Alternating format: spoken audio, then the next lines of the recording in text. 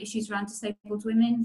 Yes, so I just wanted to ask you what are your key concerns in terms of the human rights of disabled women and the emergency COVID-19 legislation removing your rights to social care? It'd be really interesting to hear what your thoughts are on that, Rhian.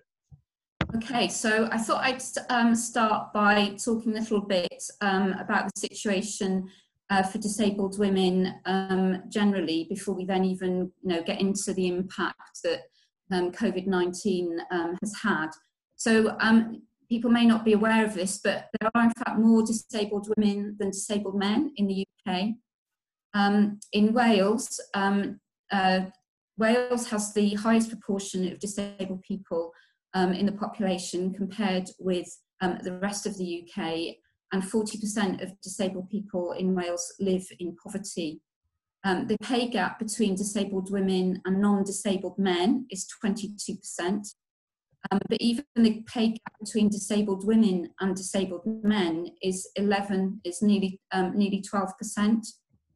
So where disabled women are in work, it tends to be in lower paid occupations. And of course, as we know, that often that means greater exposure to the risk of contracting the virus. Also, disabled women are twice as likely to experience domestic abuse than non-disabled women. And of course, as we know, domestic abuse has been, the rise of domestic abuse has been a particular concern during the coronavirus emergency. I think another key thing just to say is that, as disabled women, when we have many identities, many aspects to our lives which aren't always taken into account by public policy and services.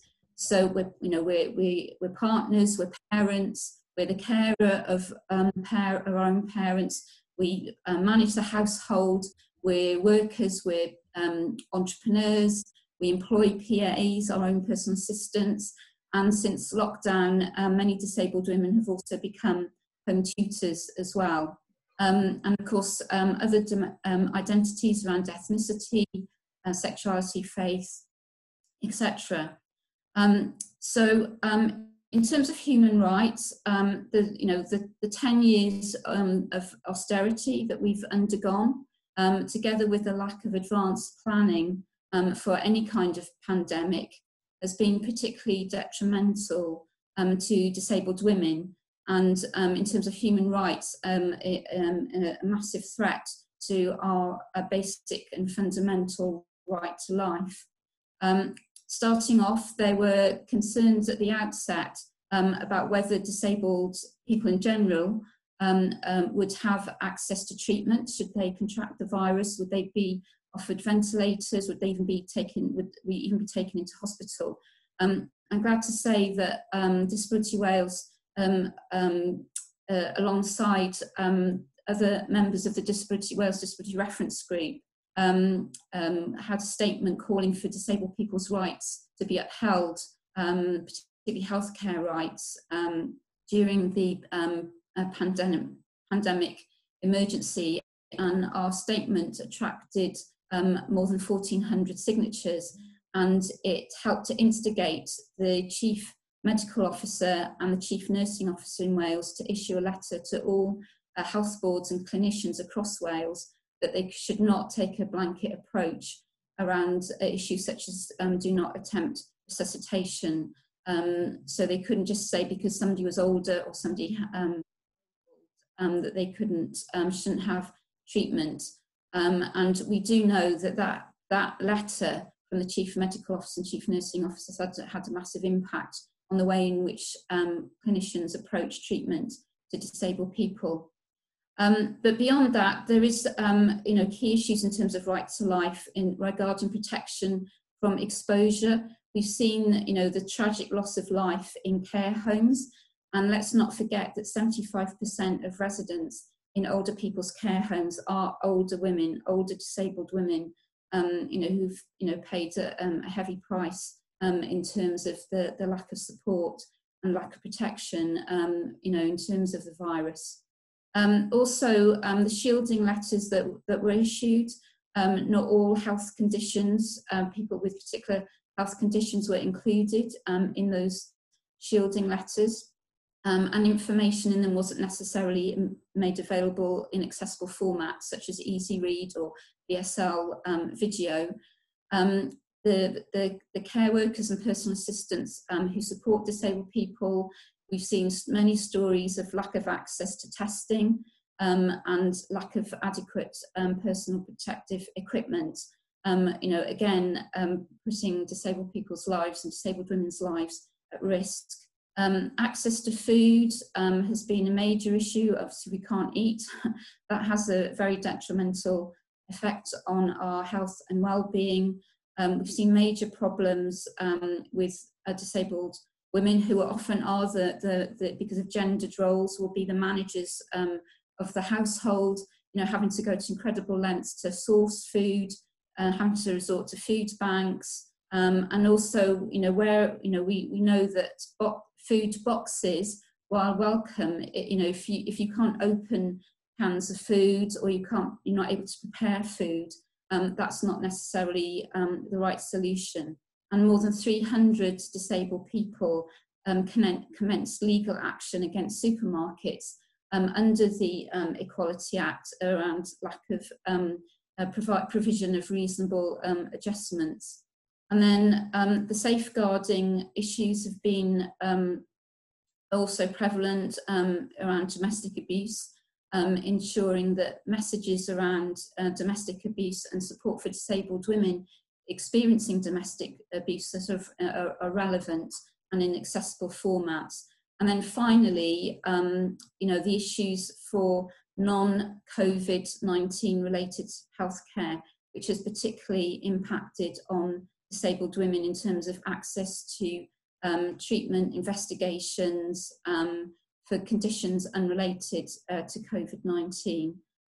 We were very concerned that part of the response to the emergency under the Coronavirus Act was to suspend certain duties under the Social Services and Wellbeing Wales Act in Wales. And we campaigned around that, and we've also lobbied Welsh Government to ensure that the revised guidance maintains the fact that Equality Act still pertains, that people should still have voice and control in any decisions around cuts to their services or social care, and that any decisions around those cuts should be discussed with the individuals. And just finally on that point, we have called on Welsh Government to publish information on which local authorities have eased their duties under the Coronavirus Act. So those are my first responses to this issue. Thank you very much, Rhian. That's a really comprehensive look at all the areas that are really concerning to disabled people and disabled women who we're particularly talking about today. So I'd like to come to Selena next. Selena, what has been your experience under COVID-19, and what are the main challenges that you're managing at the moment? So as an autistic person, this might sound like really kind of like at odds with lots of things, but there is a pattern that a lot of autistic people are like looking around at the issues that people are having. It's like, this is what it's like normally for me every day. This is how exhausting and challenging life is, and actually I can deal with this because I'm okay in my own company. What a lot of autistic people, those who are working, have told me is that they are finding that they can get more work done, and they're a lot less anxious, and they're able to look after themselves a lot better, and so are actually thriving in a work environment which kind of makes us think, hopefully will make us think long and hard as a society about making reasonable adjustments more readily available for disabled people. I'm including autistic. I know that a lot of autistic people don't consider themselves disabled, but I'm including autistic people in for the sake of this. at the moment, because lots do. One of the things that I've been really concerned about is that, I mean, Aubergine, our mission really is, our underpinning mission is to help reduce social isolation. And this has just like made it even more difficult for autistic people to get that kind of like needed social access. So we're kind of like looking at diversifying at the moment and seeing if we can move to online activities, and we've applied for some funding for that. But a lot of people are, a lot of difficulties that people have had, like a lot of autistic people have limited diets, and that will be the same for a lot of disabled people.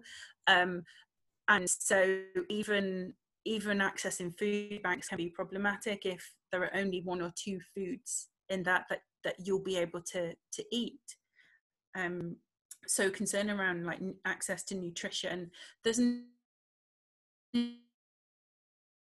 at the moment, because a lot of other people are not observing the 2 meter rule, and going to a supermarket where everything's already kind of stressful, having unpredictable situations, you don't know how long the queue is going to be outside. A lot of people are saying that they're worried about snapping at people, and now we're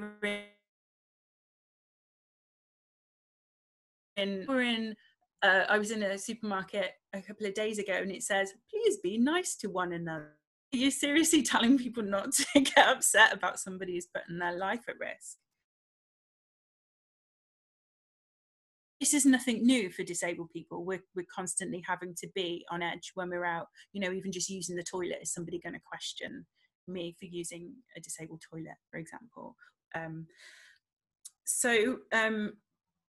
One of the big issues, I mean, you've covered a lot of it already. You've covered a lot of the things I was going to talk about, Rhian, about like having like the burden of childcare being disproportionately placed on women. And when you have autistic women, quite often their children are autistic as well, and sometimes with varying needs, and having to manage all of those things as well as your own kind of like practical and emotional needs, it can be really, really challenging, and not being able to have any respite from that is has been a big issue. Okay. And a lot of people are really worrying about things returning to normal. From the point of view, it's like, am I going to remember how to make small talk? Am I going to feel confident in going outside again because I've gotten so used to having this rule of being staying inside? Am I going to be made to work in the office again when I can demonstrate with evidence that I work much better at home?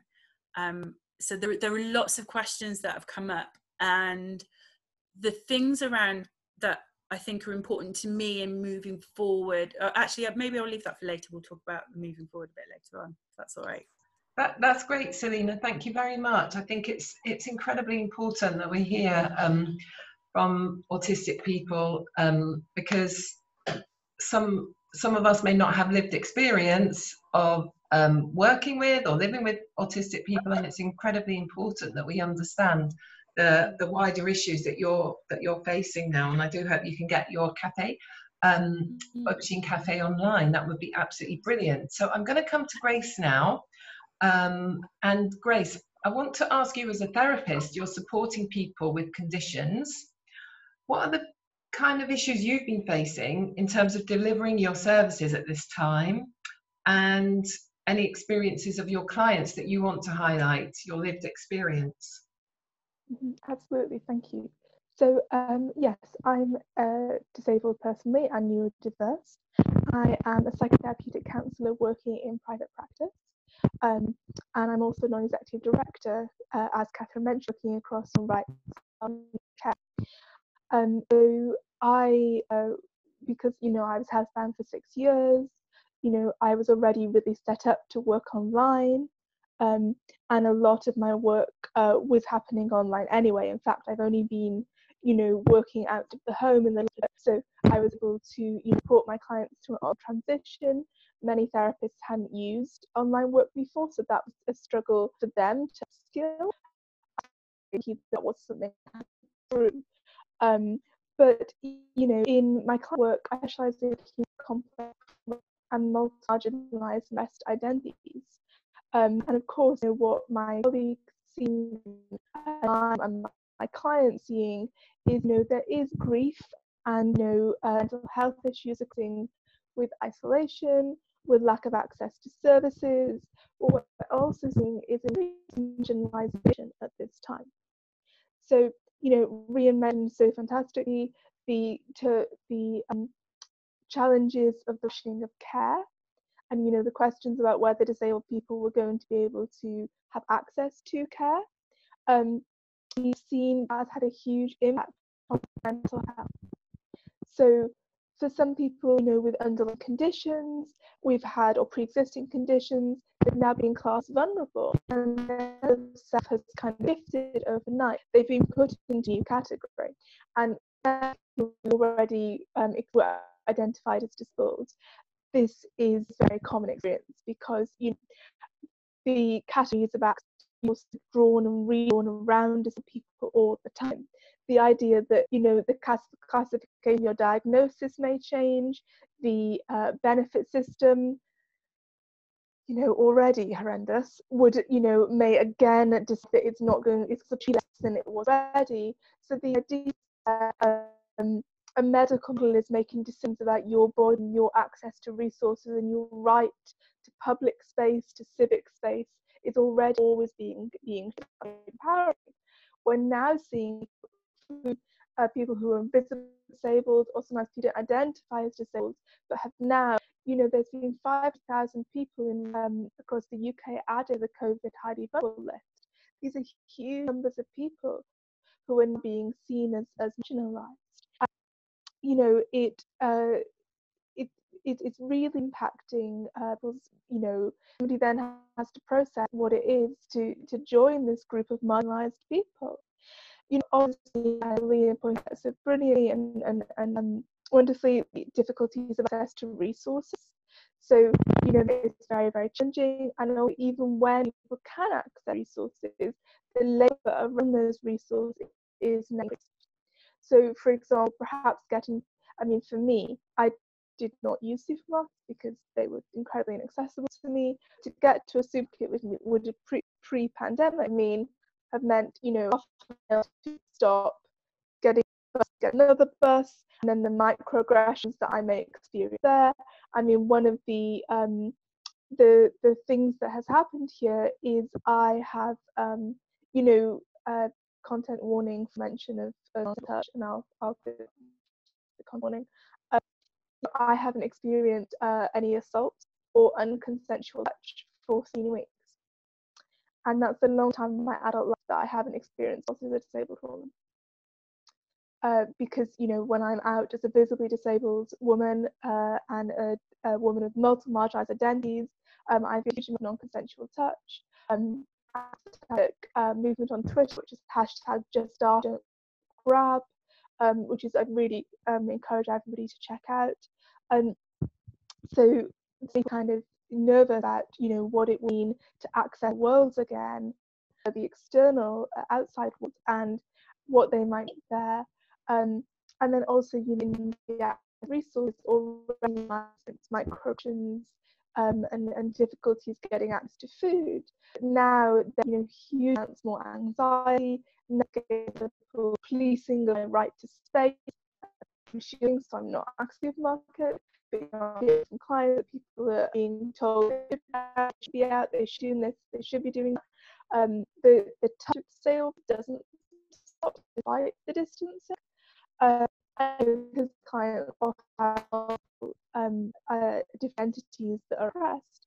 We're also seeing people who are disabled women struggling with attacks on in East Asian and South Asian women of colour, and people are concerned about ways this being used very much in kind of people are nervous about unconscious bias, and also a brief battle can sometimes mean what conscriptive startup down being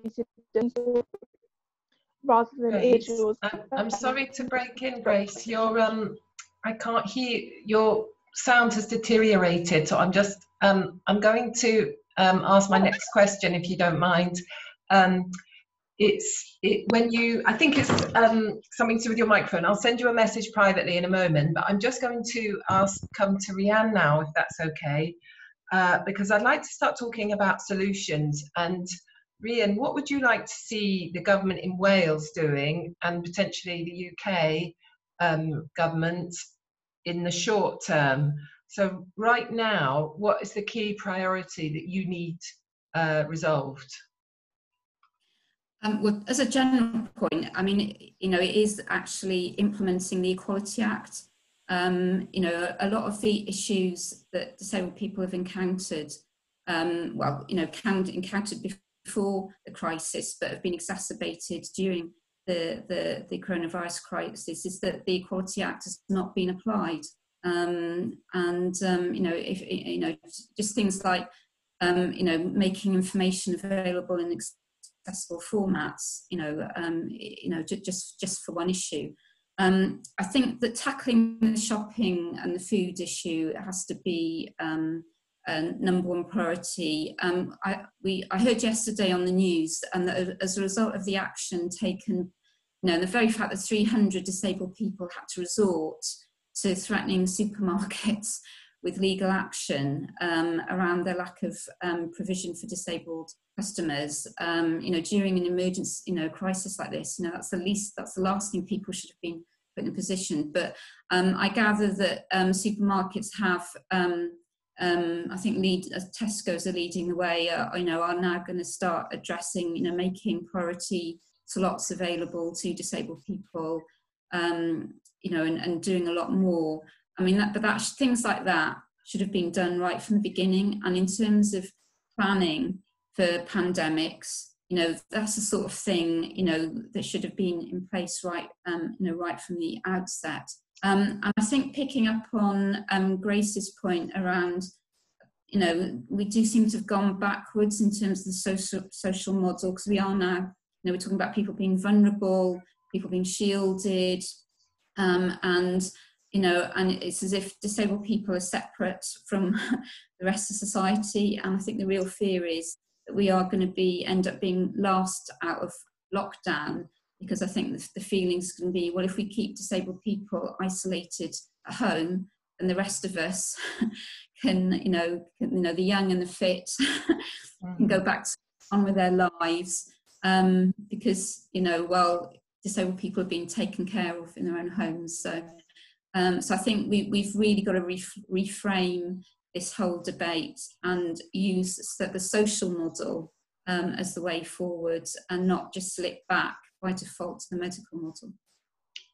Thank you, Rhian. Yeah, I think you're right. That's something that I wanted to talk about in a moment, which is, but Selena, I'm going to ask you this question around coming out of lockdown, and what are the key challenges, and how can we put pressure on to deal with the point Rhian just made, Selena, around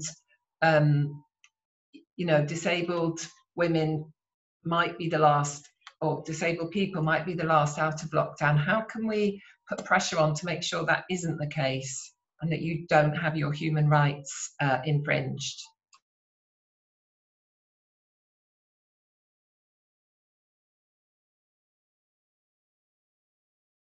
Selena, please could you unmute? Yeah, thank you. I feel as though somebody who has better faith in the system should answer this. I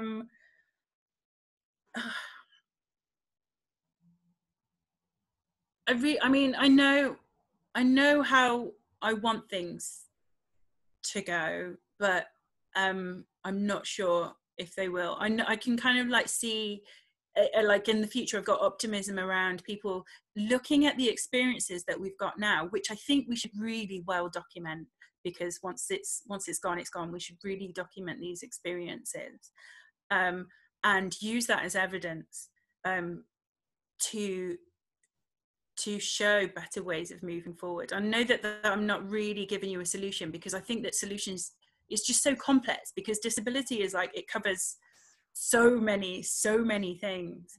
I think that having access to food, healthcare, and work, if people want, are going to be the most important things.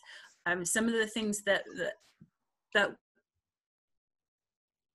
I've been talking about with autistic women are about how difficult it is to be disabled and or disabled/autistic, and finding appropriate work. Only 15% of autistic adults in the UK are in full-time paid employment, and we've been talking about some of the things that can change to help that, and permitting or really pushing.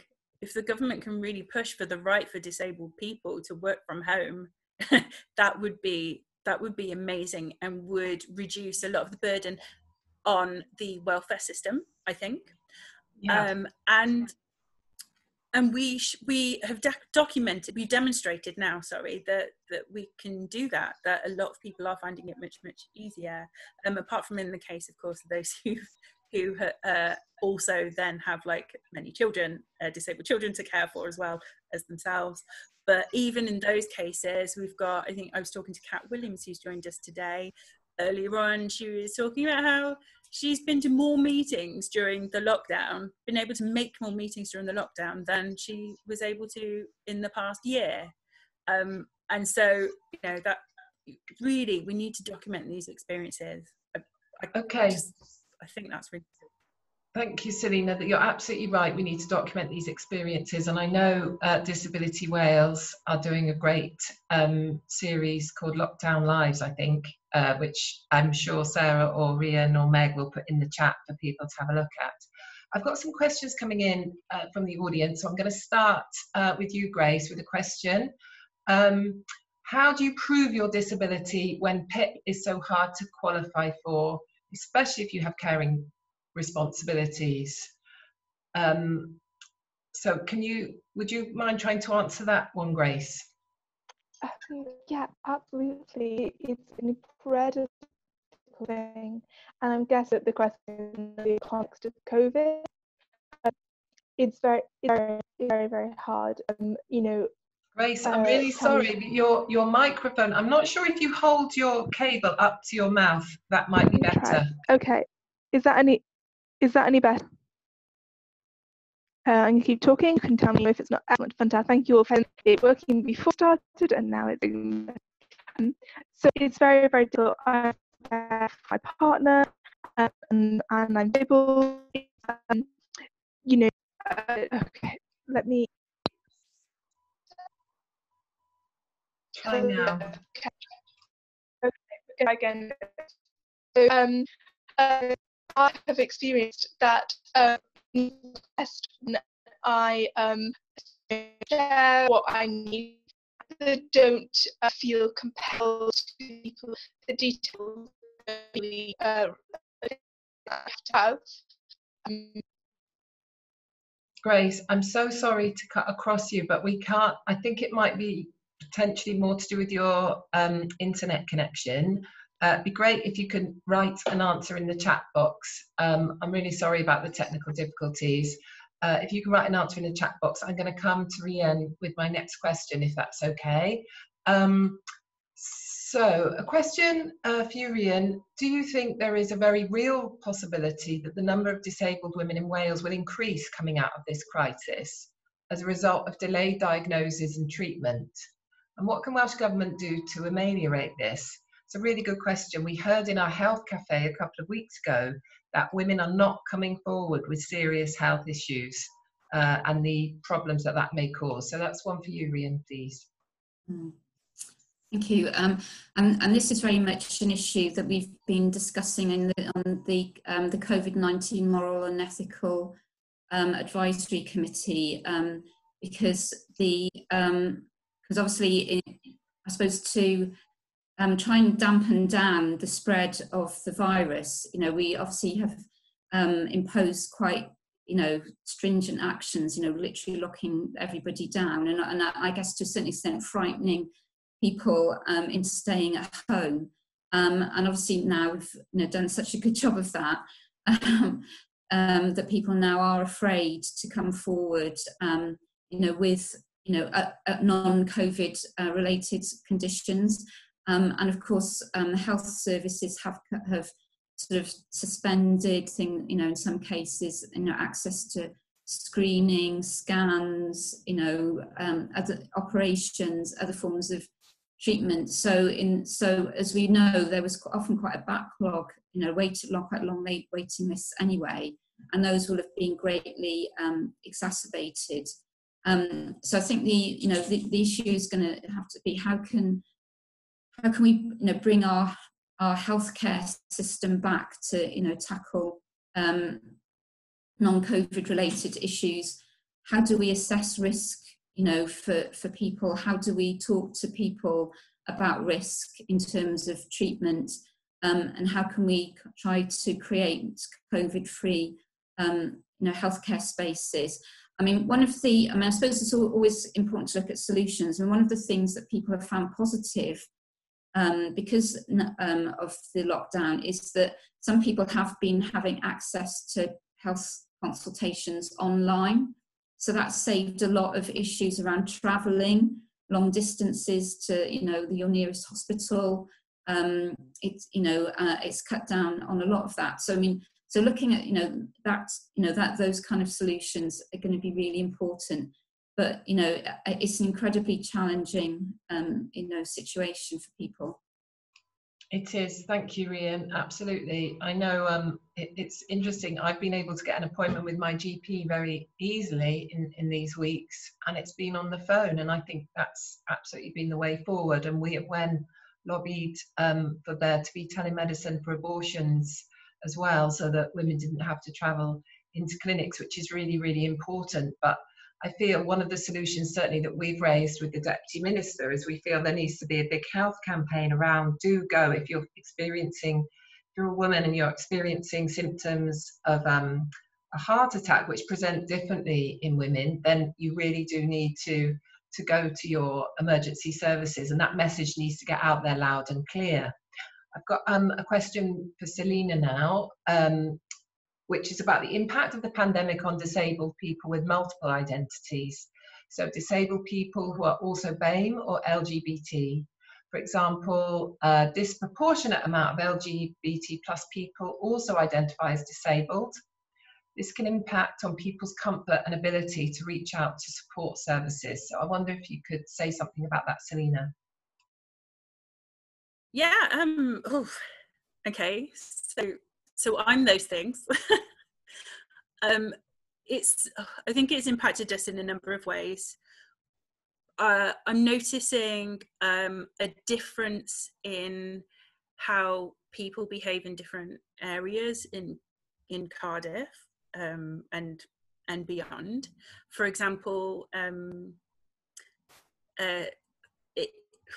D-Day parties here tended to happen in predominantly white areas, but I live in Riverside, and I can't imagine a street party happening here without the police arriving to break it up and calling it a mass gathering. When I go outside now, I tend to wear my badge which says that I'm autistic. I take my walking stick even if I don't need it that day, because if I sit down, the police approach me. I mean, I wear a baseball cap and shorts, and I look like a teenage boy who of some like nondescript black background, and it's made going outside, which was already a challenge, even more of a challenge, because I had people go, grassing on me in the park for sitting down, going over to the police and telling on me. It's such a big issue, and we already know that there are health inequalities that are prevalent in like not just physical health but mental health with like BAME communities and LGBT communities as well. So it's already quite difficult sometimes for us to access healthcare without the anxiety that kind of like brings. So now it's like, I mean, I've got a couple of probably quite potentially serious issues that I'm really reluctant to like speak to the doctors about, because I'm like, well, I might be wasting the time. I can probably wait. Yeah, I think women have a tendency to underreport, don't they? Yeah. That's what I've been reading in my research around this. So I think this is just making it even worse. And as you say, if we're all anxious and we're worried about protecting our loved ones that we live with, then it's even harder for us to want to go to the doctor or to an A&E. We've got a point here around lobbying to remove the lower earning expectations for self-employed people, Rhian. So being expected to earn a full-time minimum wage as a self-employed person isn't possible for most disabled women. Our universal credit claim would still reduce if we earned a small amount. So does that make financial sense too? Rhian, have you got a comment around universal credit? One of the things WEN has been campaigning for is an end to the 5-week wait, and to make sure that the prepayment that you get given is not a loan. It's funding that you don't have to pay back. So I'd love some comments on universal credit, please, Rhian. Oh my gosh, where do you start? You know, and again, as you can see, the impact of 10 years of austerity and the massive cuts to benefits. You know, I think the chickens are really coming home to roost now, and you know, because and particularly now, because there's now even more people claiming. I think that it's universal credit claimants have doubled. You know, and I think that's really exposed the problems with it, which I think the UK government are going to have to tackle. I mean, yes, the fact is unacceptable, but also the level of payments are unacceptable. And you know, although you know, when the concept behind universal credit, you know, was actually quite a good one, because it allowed people, it recognised the fact that people aren't in like linear jobs or just one job, and you know, it would take account of that people, because of their fluctuating condition, you know, could, you know, maybe able to earn more one week than the next, or whatever. But the way it's been implemented, you know, has actually had a very disabling impact. So, you know, there are calls for things like a universal basic income. And I'm wondering, you know, with mass unemployment now as a result of COVID, you know, I think that sort of initiative is probably going to be, you know, the way to go. But I think on employment, I mean, collectively as a nation, we've had an experience of what it is to work from home. And previously, you know, many disabled people would ask their employers as a reasonable adjustment, could they work from home? And it was often refused. And I think now going forward, it's going to be very difficult for employers to say that that you can't do an effective job from home, providing the resources are put in place, you know, access to work, that you still have access to the opportunities in the workplace, training, promotion, you know, contact with colleagues, etc. So, you know, again, looking at the positive, you know, we could see a transformation of workplace culture, but it's important that we hold on to that. And again, you know, we don't slip back to the old ways, you know, as soon as lockdown lifts.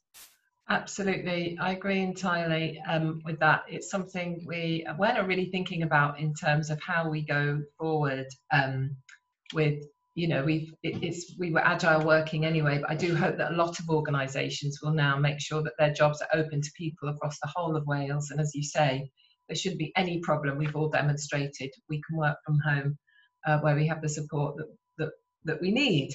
I'm going to round off with a really important question around if you were First Minister. So put yourself in the First Minister's shoes. And I'd like to know from our panellists, what would the one thing you could do if you could wave a magic wand, what would be the one thing you could do to improve things for disabled women? And I'm going to try to come to Grace because I know she's got a new microphone that she's going to try out. So let's go to Grace first. Thank you all for your patience. Please thumbs up, Catherine, if you can hear me. Wonderful, thank you. So I love this question, and I mean, one of the first things that comes to mind to me, which is a very broad spectrum answer, which would be to make people aware of their ableism and prejudice, so that they are then able to listen to disabled women and to respond. I, can't speak for all disabled women and the different cultures and intersections that we all live at in different spaces in Wales, but I think, I come back to the base of nothing of us without us. And so if people are aware of the structural and systemic inequities that they are part of upholding and they contribute to perpetuate, then the level playing field is much more possible. Thank you. That's a great answer, absolutely. And I know we all, to be more aware of our privilege is an incredibly important action that we could all take. So coming to Selena, if you were First Minister, Selena, what would you do to improve the lot of disabled women? Thank you.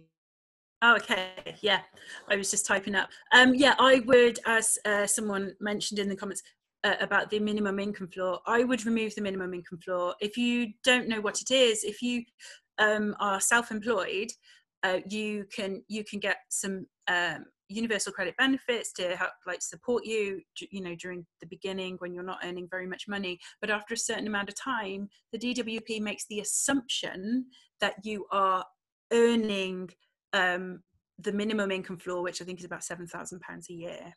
They make that assumption and count that as your income, which comes out of your universal credit, which means that for a lot of people, a lot of women, a lot of disabled people, a lot of autistic people, self-employment is the only option that's available.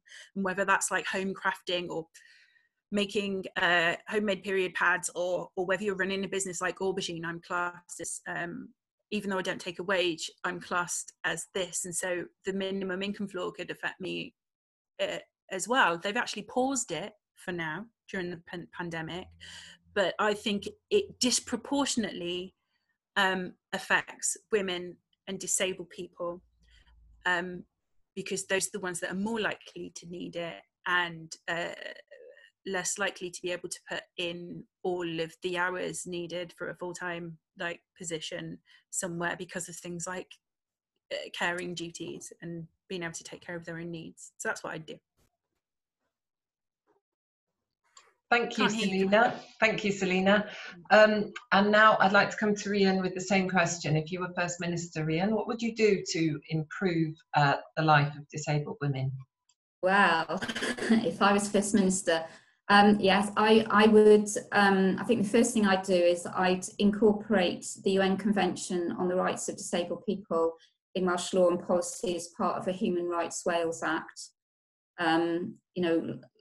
Let's make Wales a human rights nation, because I think the lack of it's been the lack of rights that this pandemic has exposed.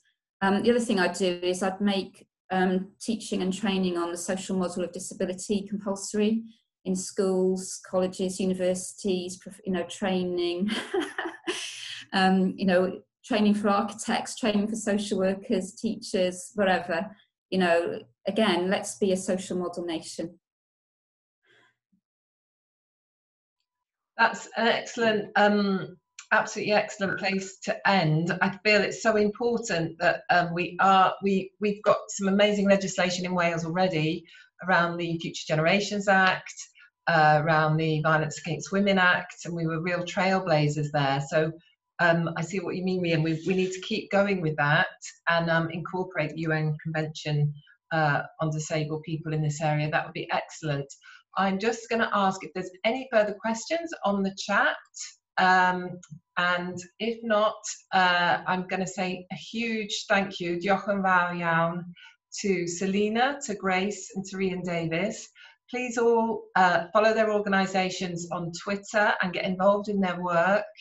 And also, please do get involved in WEN's work. Please do join us and add your voice to our movement, and so we can campaign for a Wales free from gender discrimination. So diolch yn fawr. Thank you very much to our panellists, and thank you very much to our audience, and see you at the next WEN Café. Thank you.